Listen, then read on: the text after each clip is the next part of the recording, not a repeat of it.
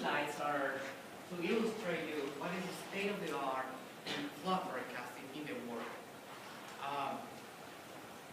Basically, scientists are more and more interested in how to couple the new technologies in radar systems, satellite systems, and multi-sensor systems. Multi-sensor integrate rain gauges, radar, and satellite systems into a platform for flood prediction. And hydrologists are using that atmospheric information into distributed hydrological models. Those distributed models let you know which parts of the basin are going to be flooded when, right, under which conditions. And then they're actually a continuous simulator. So you can actually visualize what is happening in every part of the basin. Who knows a radar system?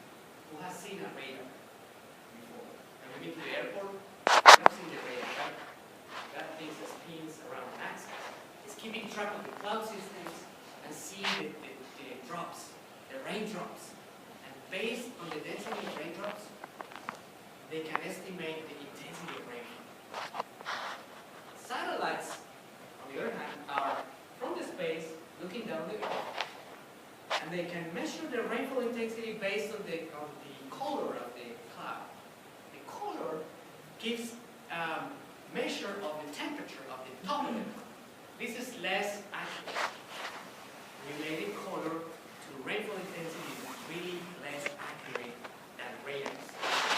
However, scientists correct those satellites images using radars and rain gauges, and they have now a more robust way to understand rainfall in areas without rain gauges, like Africa, like desert areas, or some areas that don't have direct measurements of rainfall.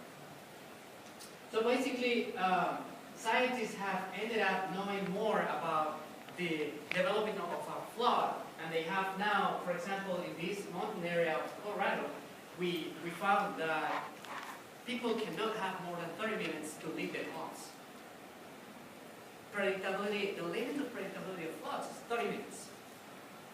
There's no way to do it at a faster, earlier, or to have more window to take action.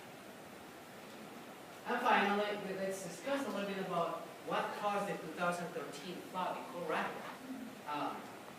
And this is more a meteorological discussion.